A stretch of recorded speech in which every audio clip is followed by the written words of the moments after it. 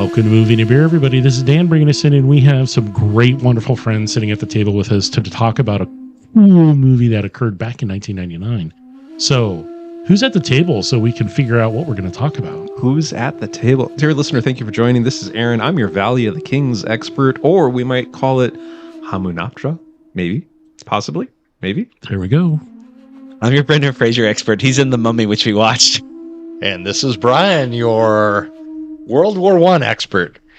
Because this took place during World War I. Shortly after. They called it the Great War. So the French Foreign Legion, Indeed. which was what Brendan Fraser as an American expat was in. Sorry. Rick O'Connell. Rick O'Connell's, the character Brendan Fraser played was in the French Foreign Legion, and they marched all the way from Libya all the way into Egypt to find this city of the dead because it's got lots of gold.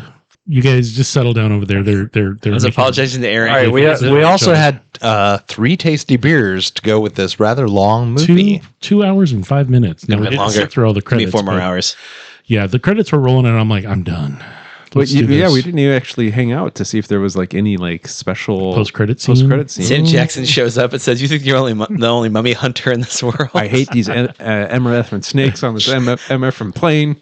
I hate these mother trucking mummies in this mother trucking temple." All right, so yeah, we watched The Mummy, great movie from 1999. And the 3 beers that we had, I picked up at Cerveza earlier today because I knew we were watching this and I wanted to find some fun can art.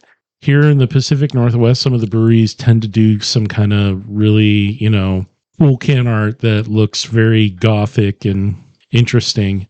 And so we ended up getting Blessing of the Highest Order West Coast IPA from Grains of Wrath, which is a collab with Holy Mountain IPA, or Holy Mountain Brewing in Seattle, sorry. And then we moved over, and that can art was pretty crazy. It's all black with just a little bit of like kind of... It looks like Elden Ring. Yeah, kind of brownish. It's got like a big demon on the front, which is kind of like, all right, we're talking about mummies.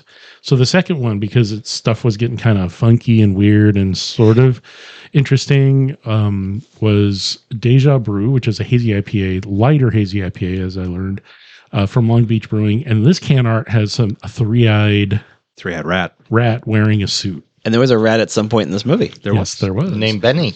And then we finished it off with Jaws of Damnation because from Wayfinder, which is a rice lager, and there's a lot of jaw action. He opens his mouth and all kinds of things come out of it. Or in. Yeah. Including the mouth. The other sand mouths open, mummy mouths open, all kind of mouths. So the 3 kind of worked from that perspective, and we'll talk about those a little bit later. Right. But all right, I'm excited to talk about this movie. The next feature, I think I'm going to say in our Fraser feature. Yes. Fraser Rock Block. Fraser Rock Block, right.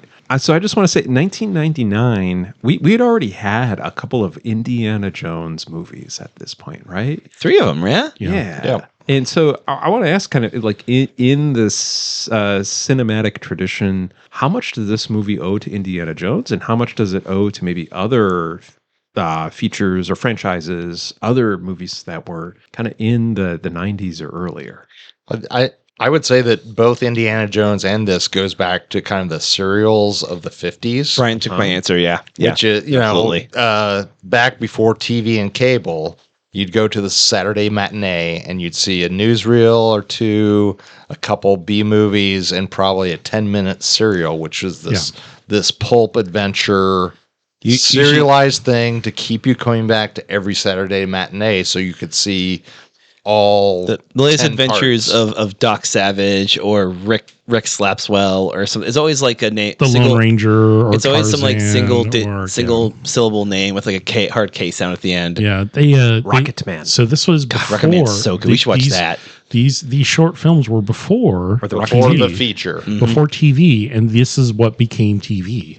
People realized, hey, this is sort of a thing we can capitalize on and a method we can deliver a short amount of information in a 30 or 20 minute encapsulated short or an hour. Well, shoot, the whole idea of easier than a movie because they use the same set over and over and over. They use the same actors over and over and over. So it makes it really easy and cheap to produce. It's just the writing needs to be there and the acting needs to be there sometimes. Yeah, I'm sorry to try to cut in, Dan. This whole bring the reader back comes from Charles Dickens writing. He wrote a book that it became a book, but he wrote it in serials. Oh, Batman. Yep, that's it. He was an orphan. I hate that I can't remember what it is. I've been smart for the past few days, and now I'm here and I'm dumb. But he wrote this book in like a series of serials. He wrote with a lot of words to get paid more, but he wrote them in a way to keep people coming back. Well, there was also like Robert E. Howard wrote Conan the Barbarian, and that was released serial in magazines in like the 1930s, which I think is kind of more closer to the same timeline as like the Brian, you mentioned the talkies, the serialized, right? Like before TV shows were a thing. And Edgar Rice Burroughs wrote all the Tarzan material that was serialized, kind of action adventure. Romancing the Stone. Going back to your original question, what are some films? 84, 85? When did that come out? I think I it was just like watched 1980. it. I just watched it, and it's delightful. It still holds up. It is a fun action romp. But this is also a fun action romp. I love this movie so much. A bit of romance too, right? Well, right. I mean, I think the way that this differs vastly from some of the other serials and certainly Indiana Jones is that this isn't just an action adventure. This really is a love story. And you can tell that by the end of Act 1 is when the main characters kiss. Right. And the end of Act 2, where the main characters are at their lowest point, is when she gives herself up to save his life and says, I better not.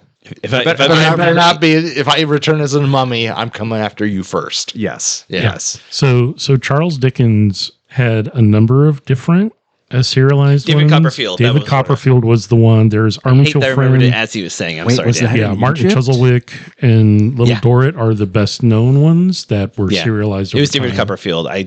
It's all good. I'm going to stop because I'm going to get on a tangent if I start talking about it. So we have it's an action adventure romance And an epic. Yes. Like we get a full. Dan wasn't thrilled with it, but we got like 20 or 30 minutes at the beginning of the setup for the entire mystical, magical chicanery, and then the French Foreign Legion and the sweeping sands. I think I mentioned Lawrence of Arabia.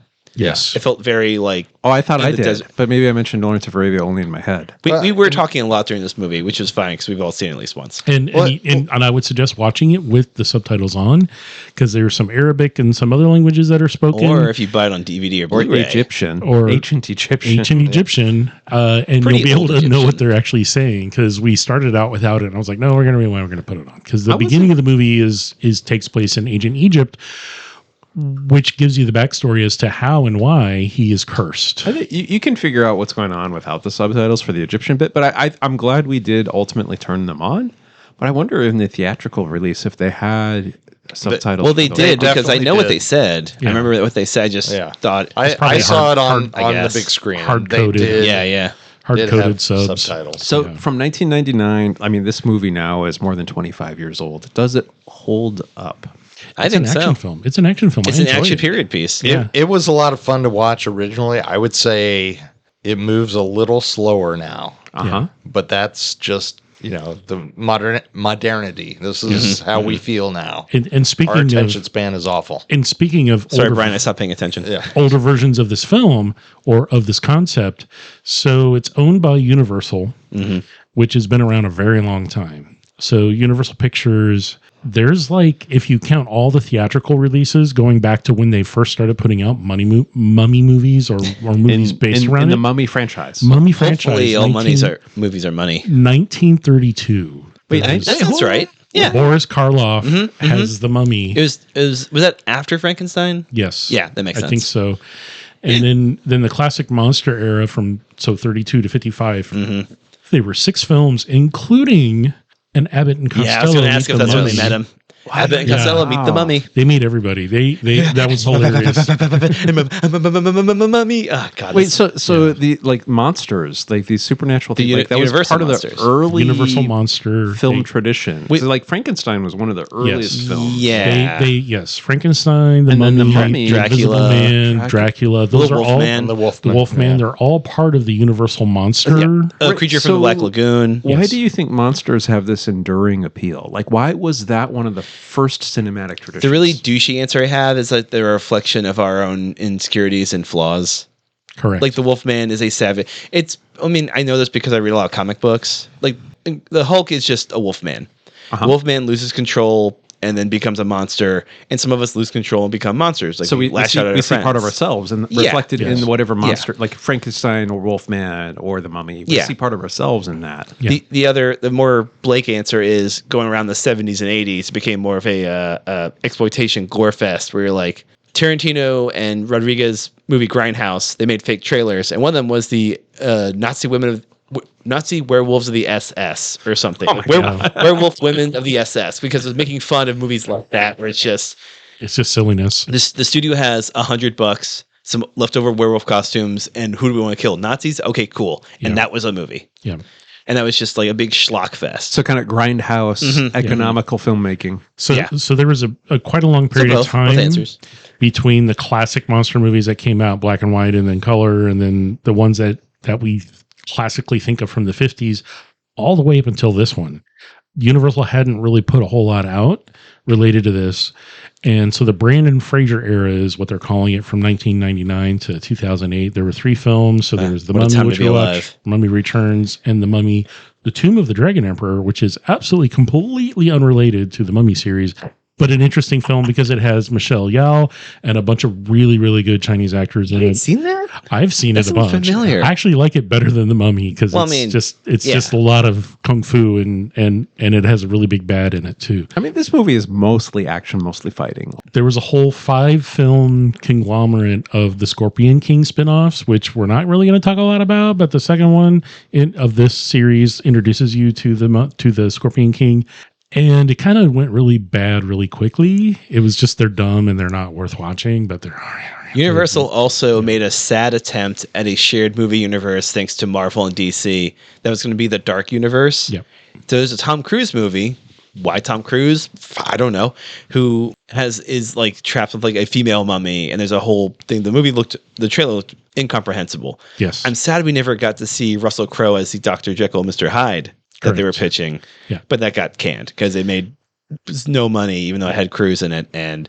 But apparently, Brendan Fraser put on Instagram that he's trying to get back in shape to return as Rick O'Connell. Correct. They're bringing back the Mummy, baby. Yeah, they're going to do another one. That's what I've read, and that would be really interesting because he's doing his thing. I mean, so this is our 3rd Brandon Fraser film, and I think we're going to cap it off with this one. No, because there's a whole bunch of other ones we could watch, but I think we're going to cap it off with this one. We have at least 2 more. Yeah, Monkey Bone and Bedazzled. No. The Whale and Bedazzled. We could come back to it in a couple. The Whale and Monkey Bone. We'll return and revisit later. Okay, then instead of Brendan Fraser, let's stay in 1999 because let me hit you with this list: The Talented Mr. Ripley, Sick, Fight Club, Sleepy Hollow, American Beauty, Cruel Intentions, The Matrix, Sixth Sense, The Virgin Suicides, The Mummy is number 9, and 10 Things I Hate About You are all 1999. 10 Things I Hate About You is 99? I love that movie. Yeah, we should do a 99 retrospective. That'll be a nice throwback to when we first had Aaron on and we kept doing 2004 movies. Yeah. I mean, it was a great... It was a sick year. It was a great year in cinema. I think 1999 also, there was something in the water, something in the we were all stoked and scared about Y2K. Yeah, something like that. That's why we went back to 1926. But I think the Mummy, like, it holds up. Like, the CGI is obviously a little dated, like, and that's going to be obvious to any viewer. It's a little cheesy, but that's okay. But it doesn't rely on the CGI to tell the story or to get the viewer emotionally invested in the story. For viewers in 1999, it was not so bad. Yeah, we weren't spoiled by you then. were turned off. Yeah, right. Yeah. It was cool. The mouth of sand that opens up. That's still pretty fun. That's cool. pretty dope. Yeah. The scary you can see that soul in ghost. any of the. So the other thing is they actually just did reboot The Mummy again. It just got released this year. The Mummy again. but it's Mummy, not. but now it's a surfer. It's not It's part not part of this universe. It's not part of this universe, but it follows a similar story. But it uses a child. It uses a preteen girl as the vehicle for the mummy to get reborn into, and it's really creepy. It's been on HBO a couple of times. I watched most of it, and I'm like, Do you remember when that came out? Like 5 months ago. It's new. I had no idea. Yeah, it's done by a really Interesting. well-known horror director, and it's a horror film. This is an action film. This is like Indiana Jones. This has no like body pulp. horror. There's a couple of This is a minor serial. scenes. Yeah, pulp Serial action, film. baby. It's a pulp film. Whereas some of the like I would even say the Tom Cruise one that is part of this universe, the reboot, follows the same platform. It follows the same storyline. It's just an action film, and there's some supernatural parts of it. There's not a lot of novelty. You know, there's no blood. There I isn't. think about it. It's not really any blood, no gore. You There's see some blood on unsettling- shirts. There's some upsetting visuals, but not really like blood spray or dripping. Or There's somebody I think who gets stabbed. I think. Yeah. There's a few people who get stabbed. There's a bunch of zombies and not zombies, but a bunch of mummies that That's get true. chopped up. Skeletons that get chopped. Yeah. I mean, that's but fine. they're just dust. That's They cannon have no- fodder. Even in the blood. prologue, there are people who get stabbed, but what you see is like the shadows of them being stabbed. I think that's them trying to keep it PG. Yeah. Or probably. PG-13. I mean, this is a PG movie. There's little to no foul language. There's zero nudity. It's good family fun. It is a good family movie, and I think that was sort of what they were going for. To like the and Rachel Weisz and Brendan Fraser are both very wholesome in this film. yes, they are. Even though Brendan Fraser is a scoundrel and Kisses her without consent, and he was a prisoner, and he's he killed a bunch. He did kill a bunch of people. well, Like in the you French know, Foreign, he shot a bunch of guys in the French Foreign So Legion. this movie does not pass the Bechdel test. though. No, There's Two not. women and not they at don't- all. They don't talk at all. Unless you count screeching and trying to stab as not talking about a man in a scene. That's up to you, man. That doesn't. I wouldn't. No, I don't think that passes. But I think we all enjoyed this movie, and I kind of want to like spend a little time just what makes this movie work. Like, why did we all enjoy it, and what works well in the movie telling a good story that we all were engaged in. Character tropes, I think, were a big part. We loved hating lot of Benji. trope. We love hating Actually, Benji. yeah, we all did. We were all like, "Oh, what a scoundrel!" And we enjoyed seeing how bad he was. right? Audiences love wrestling is still a thing. We love a heel. We love like a bad guy. We love a good guy who's kind of grimy.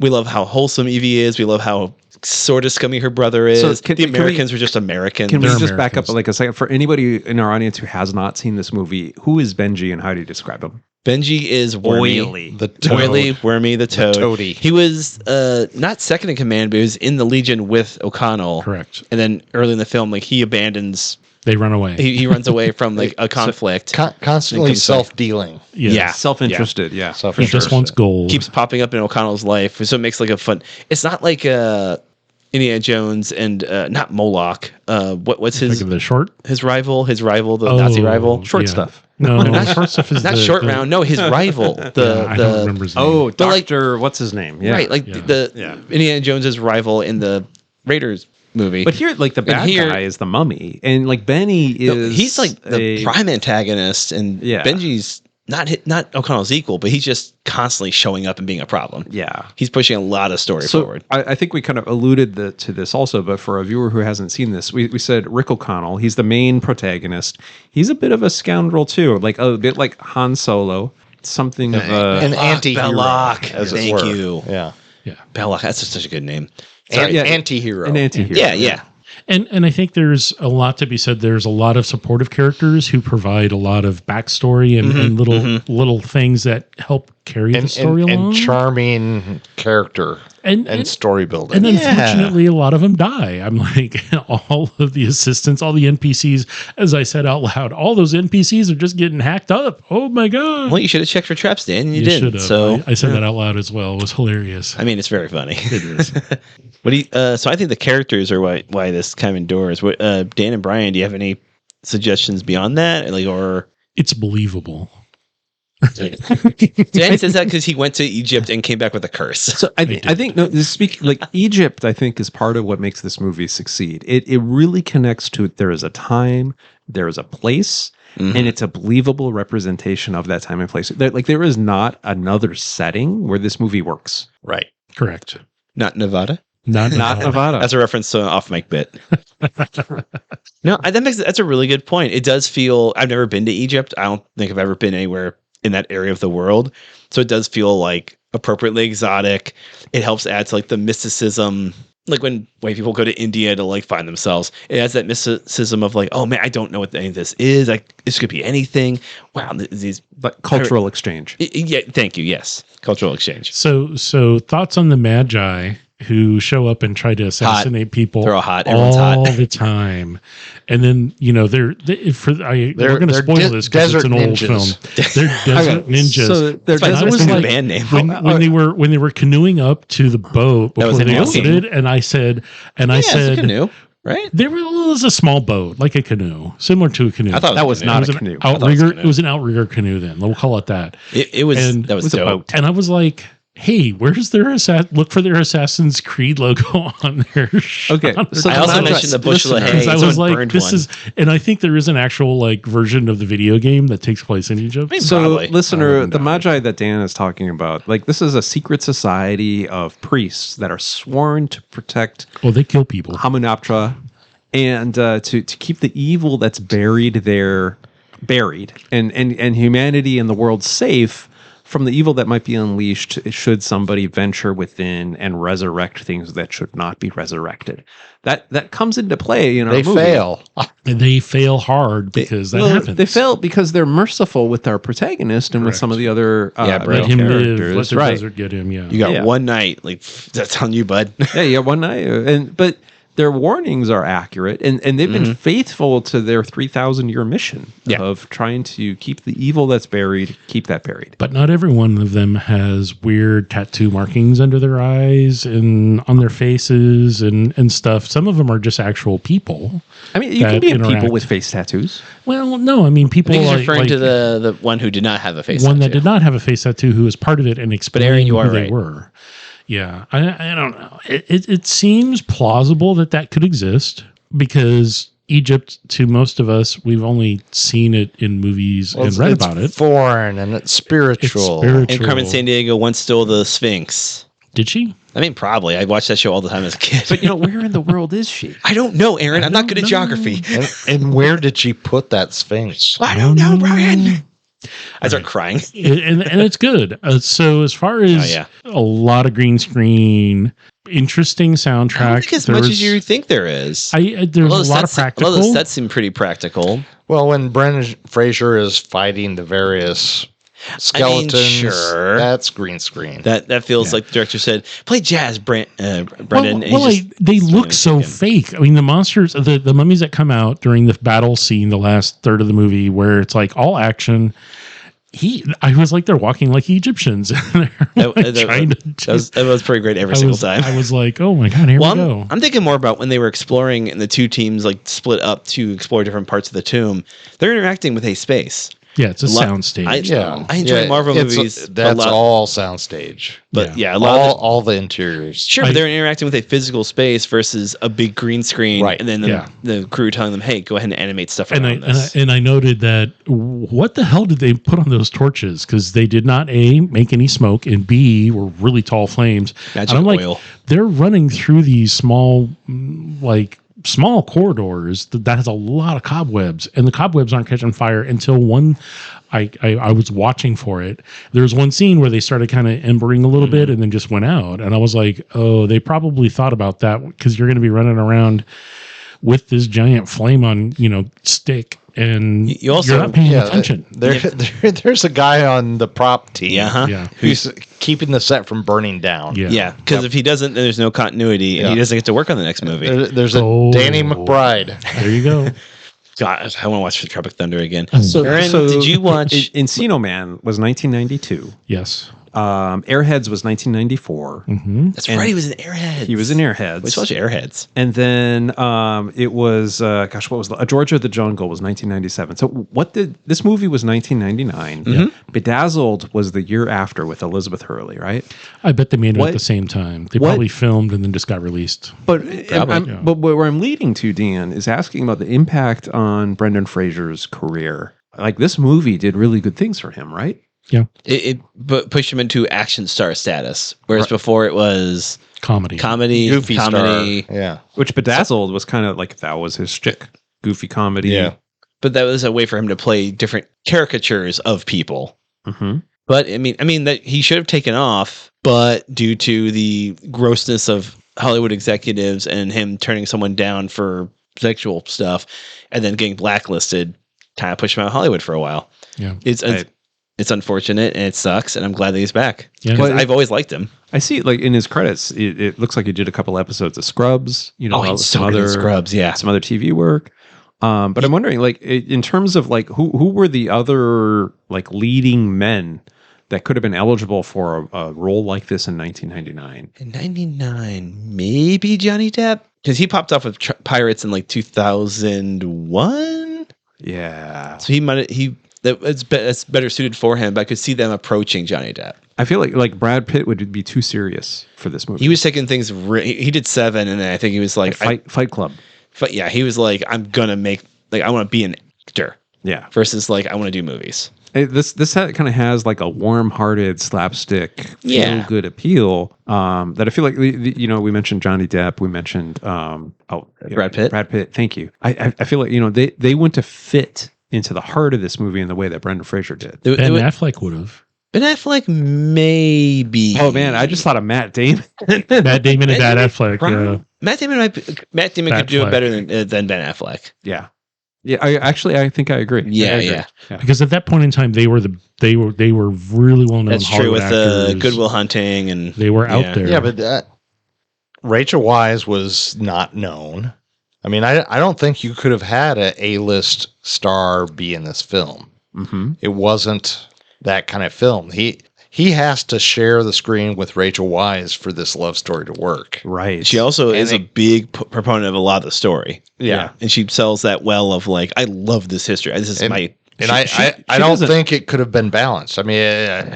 and the funny thing is it's got a similar dynamic. Well, all right, similar dynamic to The Smiths with Brad Pitt and Angelina Jolie. Yeah, it's got that dynamic. Yeah. Yeah. So I think you would have had to cast as big a female star to make this work. Like just keep an even playing field. Yeah, because even though she's playing kind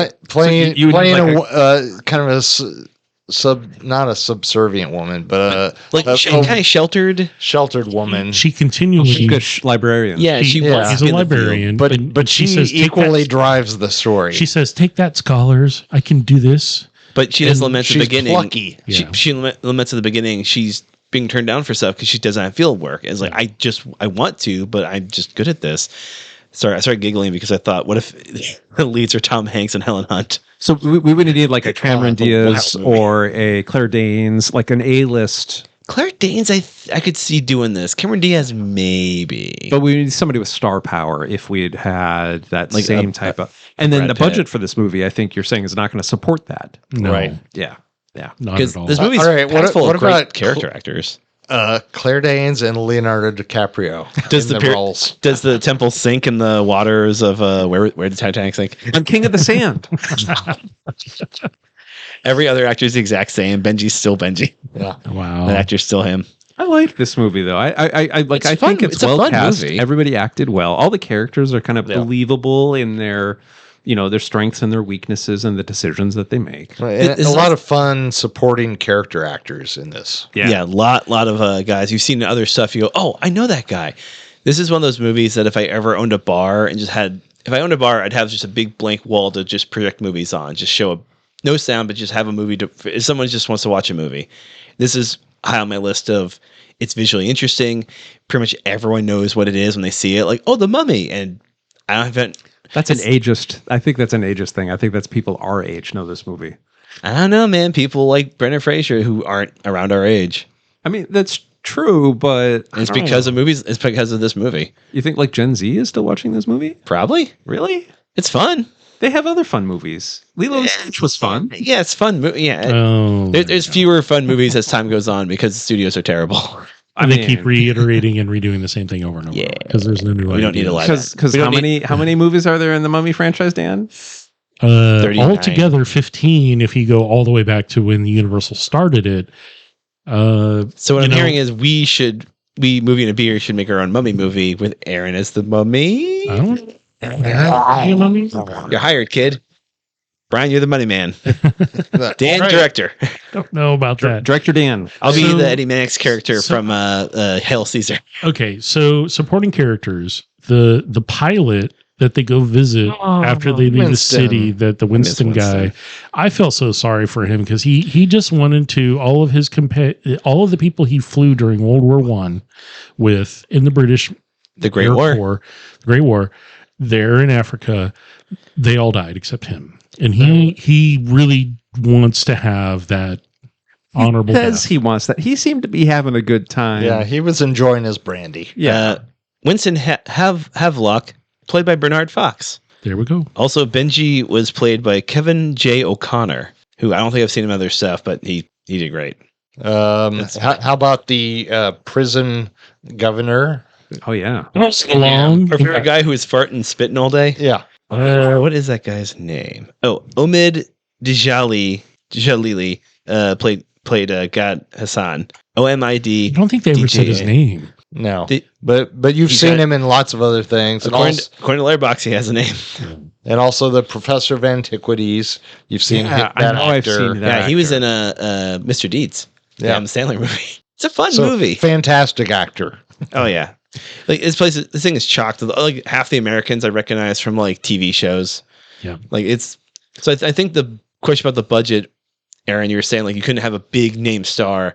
I think having like a lot of like mid-range names and like character actors really helped this movie. Do any of us know if this movie was financially successful? I'm sure I think it has to be, right? Because they made two sequels. They made sequels, yeah. Right, okay. Yeah, maybe that was in the 90s, 2000s, that was like the go-to. And they spent a lot of budget on the CGI. Yeah. Which at the time was cutting edge. Yeah, sure. And a lot of people went to see it for that.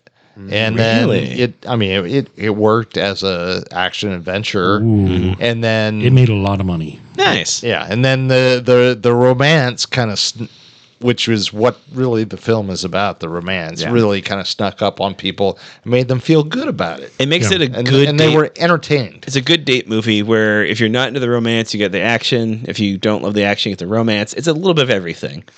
All right, so domestic in U.S. and Canada, 155 million, international 260 million, and then the opening weekend alone was 43 million. Sick. And it cost less than 80 million to make, so they made a lot of money on this. And the stars, probably, at least the big ones that have good contracts, got kickbacks and supported them for a while after the fact, but.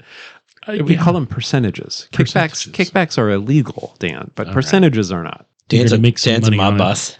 Well, it happens. Other questions about. Well, they drank some bourbon in this movie. They did, but there's also antiquities and other funny. Okay, all right. So I want to talk about the humor. That's what it feels like. The humor aspect of it, because the one guy orders bourbon, and get me another bourbon. Oh, one of the Americans. Yeah, give me a bourbon shot with a bourbon chaser and a bourbon starter. I'll get your damn bourbon.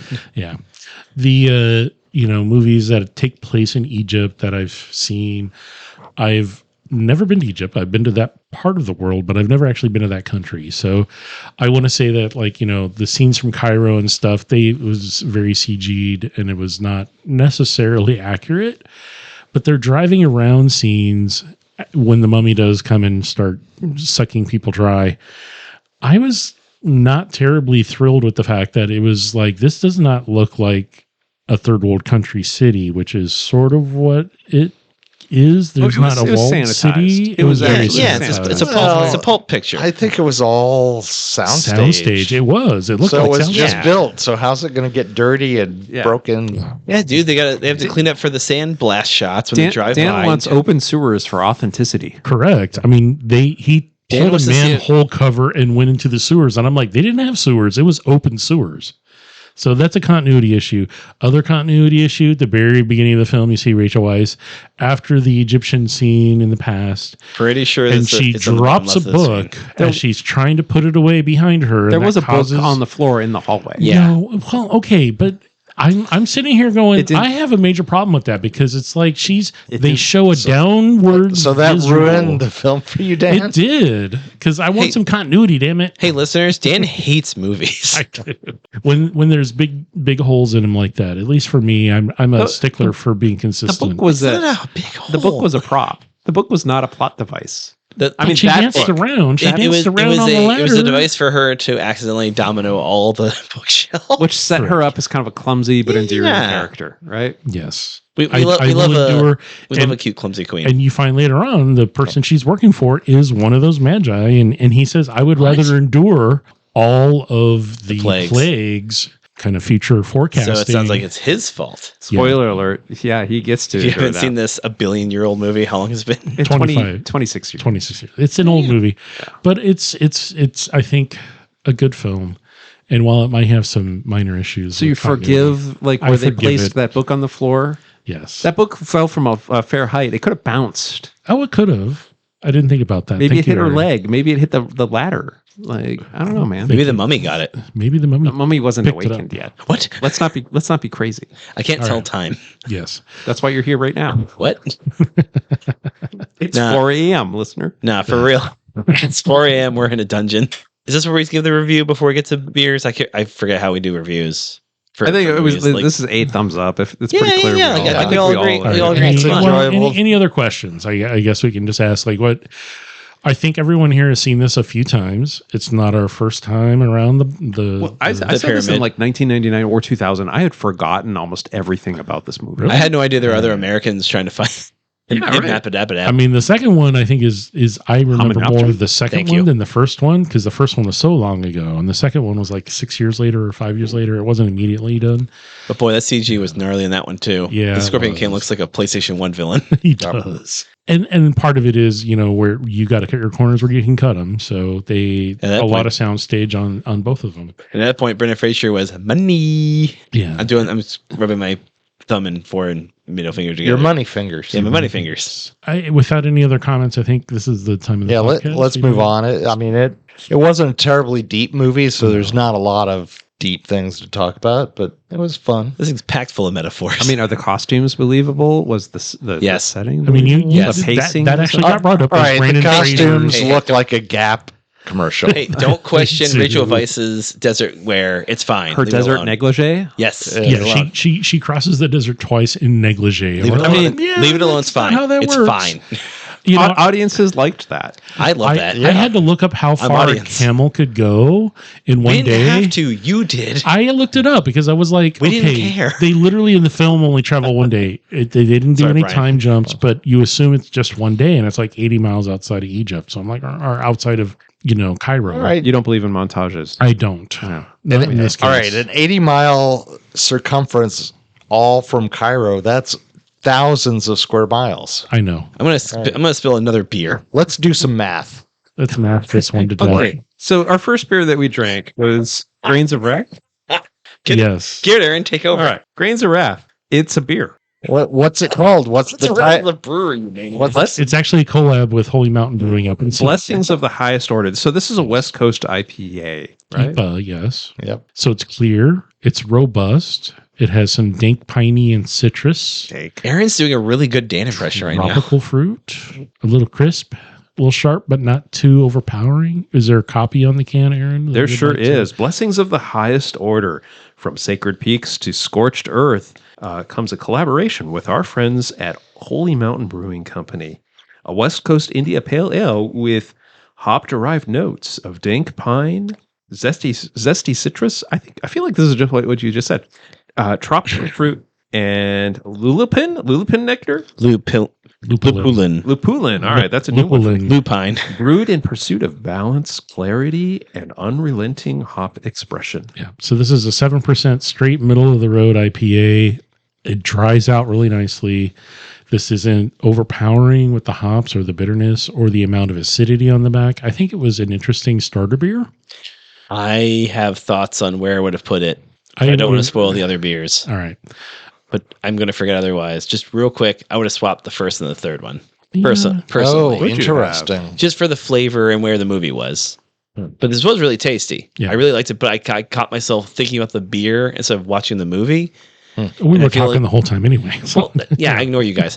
But I know we talked about how it works best when you are enjoying it and you're in the movie and you're not really thinking about one thing or the other. And this one I kept thinking, this beer's really tasty. I watched this movie. This beer's really tasty. I love this movie. I just kept bouncing back and forth. But it was really, really good.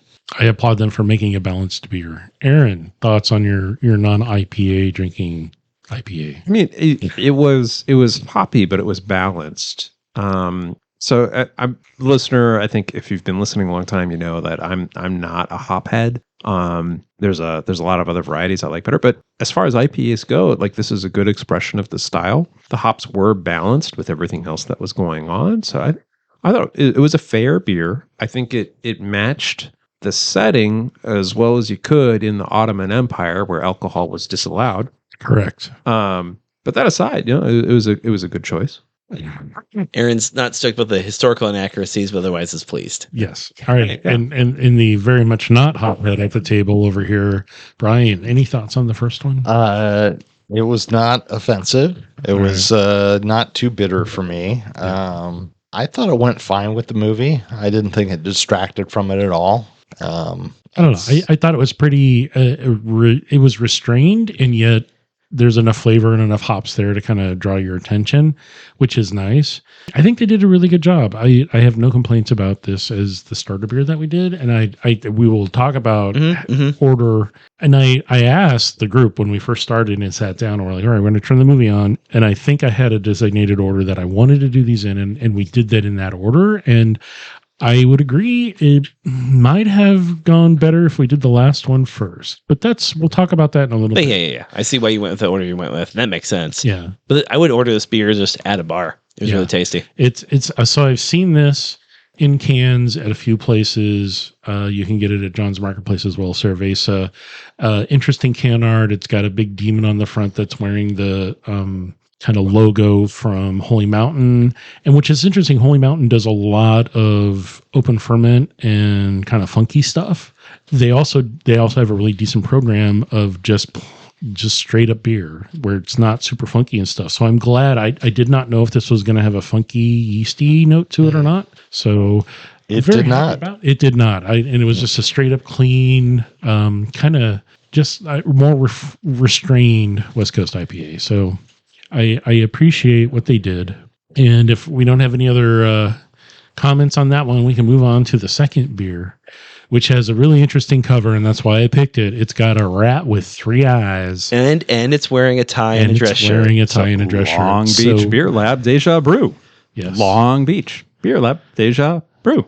I get it. It's a hazy IPA. Yeah. It's a hazy IPA. So Long Beach, California, 7.2%, lower to medium body. And it does have like this kind of peachy thing going on. I noticed that there's a kind of a furry fruit thing happening. I liked that about it, honestly. Which is funny because I hate peach, but I didn't notice that. I liked it. Yeah. All right. So any copy on the can that you can share with us, Aaron? There is. Deja Brew. Deja Brew is what happens when your brain swears it's been here before, but hoppier. This hazy IPA rolls in with soft and juicy waves of citrus and ripe tropical fruit, backed by a smooth, pillowy body that keeps things dreamy. Crack it open and embrace the glitch in the matrix. There you go. Deja Brew is what happens when your brain swears it's been here before, but happier. This hazy IPA rolls in soft and juicy with waves of citrus and a ripe tropical fruit, backed by a smooth, pillowy body that keeps things dreamy. Crack it open and embrace the glitch in the matrix. Thank you, Aaron. We planned that bit seconds ago. Yeah, it's all good. Yes, we're brilliant. All right, so dry, clean. Agreed.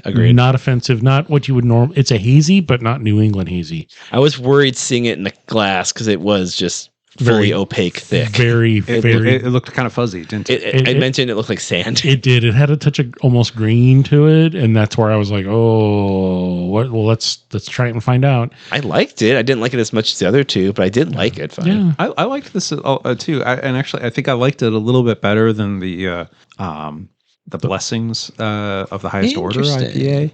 This one was just a little fruitier, a little juicier. The hop profile was a little bit different. I think this one actually was maybe a touch hoppier, but I forgave it for that because of the fruit profile. Yeah. It was clean. I really liked it. Mr. Not Hophead at the table. I actually liked it more than the first one as well. Okay. Yeah, I think maybe because it was a little bit sweeter.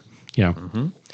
As funny as I think we all drank it slower because Dan came out with the third beer with like 40 something minutes left in the movie. Yeah. And we're all of us were like, oh no. Yeah, I still have a third left in my glass. Let's keep drinking. So I think the all the flavor and the hop and the extra stuff, I think allowed you to savor it more. Yeah. So, I could almost see this as like the solo beer for a shorter movie. Yes. Did the flavor profile get better as it warmed up? Because I know we all took our time drinking it, and I was like, we need to move on to the next one. It kind of said the same for me. I didn't really notice a difference. Okay.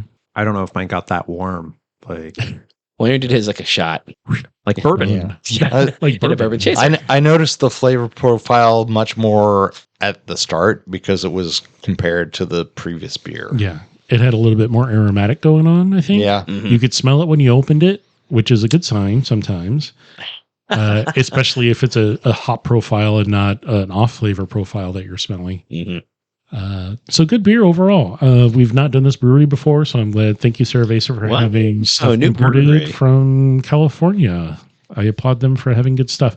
And again, I was hanging out when I rode my bike there to pick out some beers, and the beer, the wonderful servers there were like, "Oh, well, let's help you pick some out." So gave some suggestions, and it's hard because I was just looking at can art. I didn't really care about the style. I was like, let's just find something funny. And again, it's like there's a lot of places, including this last beer we did, that have a lot of very cryptic and demonic and undead kind of stuff going on the can art. Monster themes. And there's a lot of that going on. And all three of these cans have that. I think the Deja Brew is probably more interesting than the others because the others are like, some monster art. But a three-eyed rat wearing business casual. Business casual is like, this is really weird. Also, the other two do exactly what they say on the label, like the West Coast IPA and then the rice lager. Like, you know what you're getting with that. Yeah. And this, you are told, okay, hazy IPA, but then you get a little extra of like, oh, okay, there's this happening, and there's something else happening. I have to savor a little more. I have to be more aware of what I'm drinking. I feel like the rat wearing a shirt and a tie with a couple pencils in his shirt pocket. It might be a reference to the rat race. Correct. And a corporate life every day feeling the same. Over and over and over. Because over and over. With your three eyes. Yeah, with your three eyes, because at the end of a corporate workday, you do have three eyes. Yeah. Yeah. All right. Any other thoughts on the second? No. All right. I enjoyed it. All right. I enjoyed it. So we're going to move on to the third beer that we were lucky enough to try. And this is something we've done for another episode or two. Really? And this is Jaws of Damnation Japanese Rice Lager from Wayfinder Beer. So this has been around for a while. We've had Wayfinder before. We've had them a number of times. So 5.3%. Oh, sorry. This is seriously one of the better beers that they make that you can find year round. This is super dry and clean. There's some really delicate aromas that you can get off of it if you get something a little bit more fresh than not. There's some cereal dryness on the back and a snappy finish. And is this 5.3%? I couldn't find IBUs on any of these cans in any of the research I did. So we're just going to say, hey, it's not that hoppy.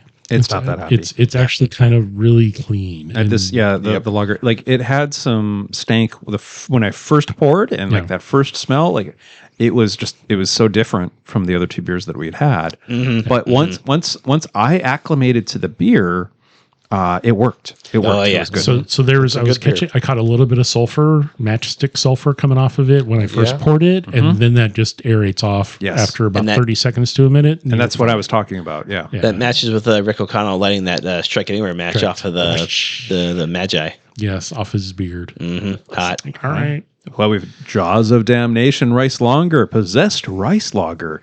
It's light, it's crisp, it's a lager so cold it'll leave you screaming for more before it vanishes into the night with a finish that'll haunt your taste buds. There we go.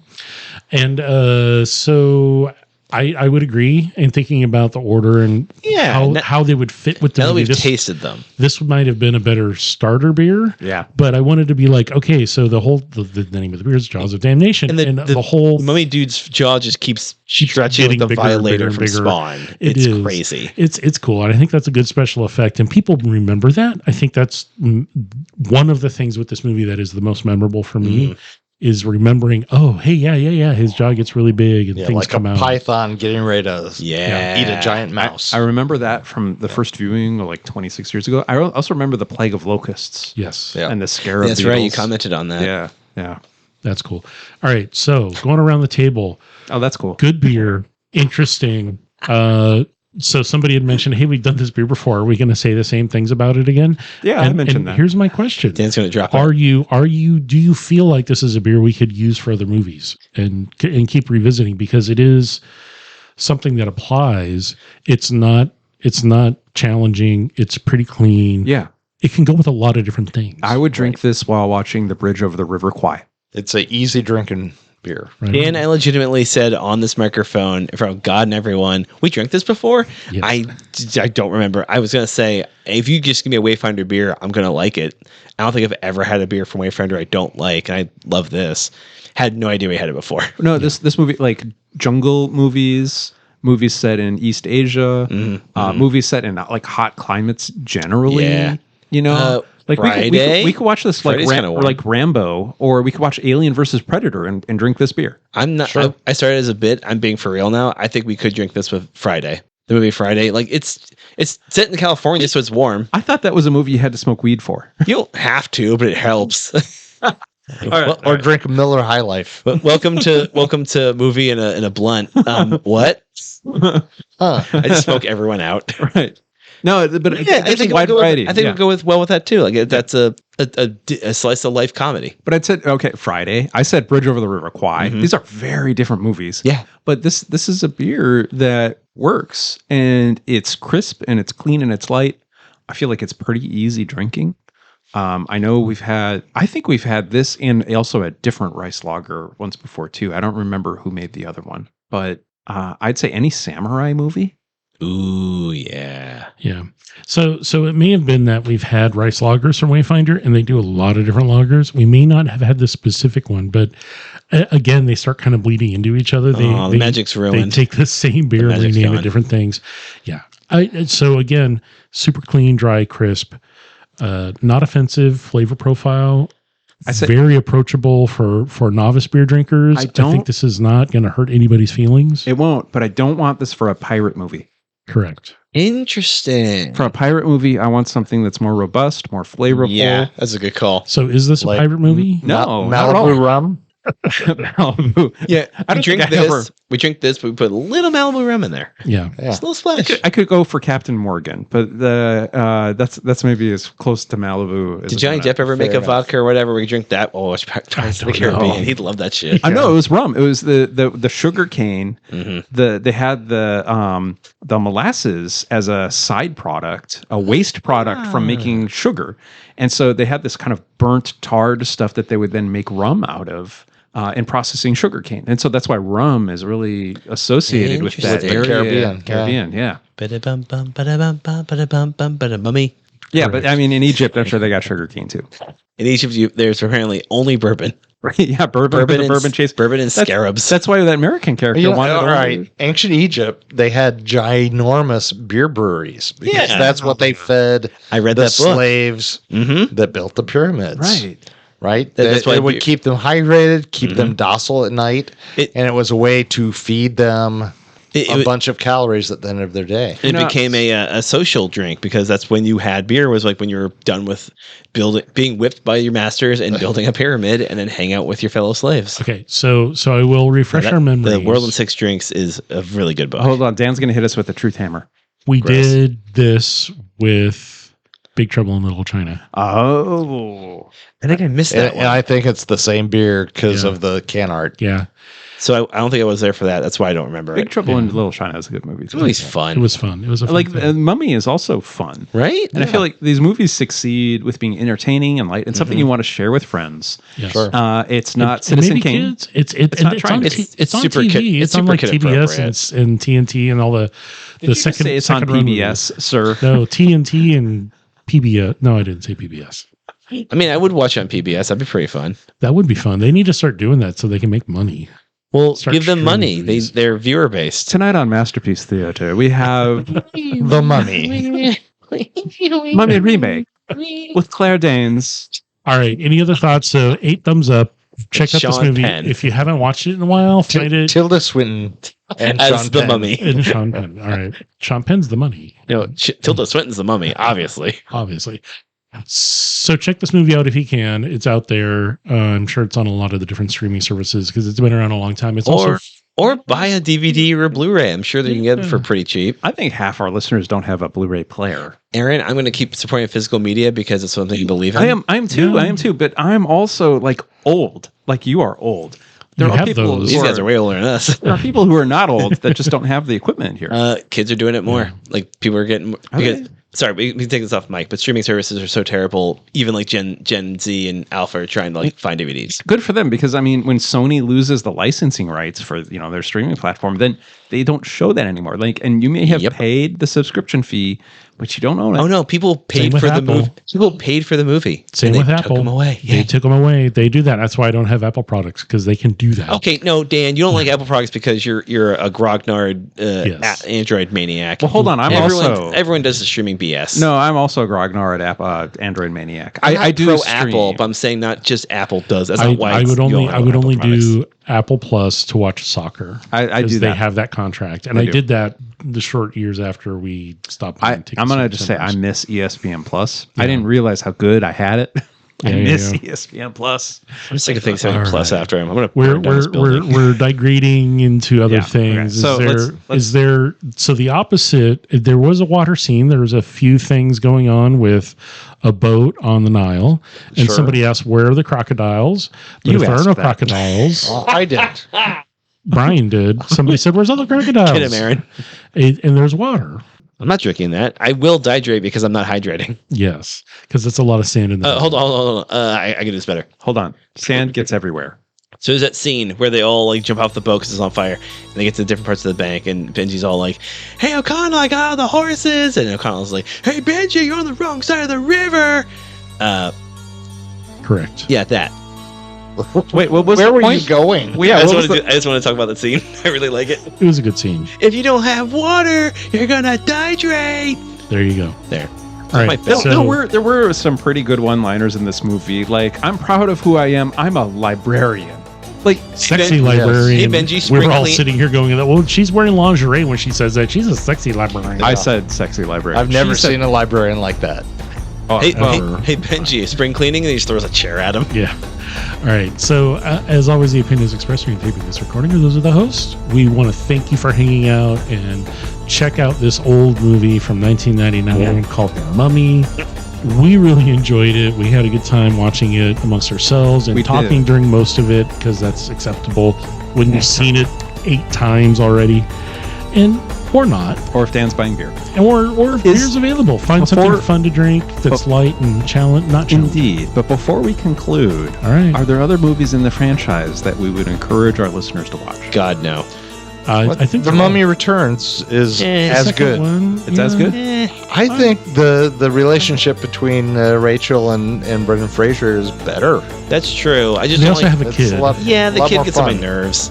Yeah, and then he's an adult in the third one. So maybe I'll give the second one another go. I'll check it out. Hey Dan, don't post this until I watch the second one, and then just put my answer in later. All right, we can do that. You won't, but it's fine. All right. So any other last words of advice to our listeners? If you're in Egypt, be sure to wear sunscreen. Yes. This is Aaron. Thank you for joining us. Sunscreen. Support Brendan Fraser. He deserves to have a nice career. He's wonderful and he's great. And maybe he can't play angry, but he's a fun guy. I assume. This is Blake. This is Blake. Brendan Fraser. Hey everybody! Just a reminder: sand gets everywhere. This is Brian signing off. Be careful with the sand. It's not fun. All right. I like our Fraser feature. This has been fun. Yeah, it's been fun. Thanks for listening and hanging out, everybody. We'll catch you on the next episode.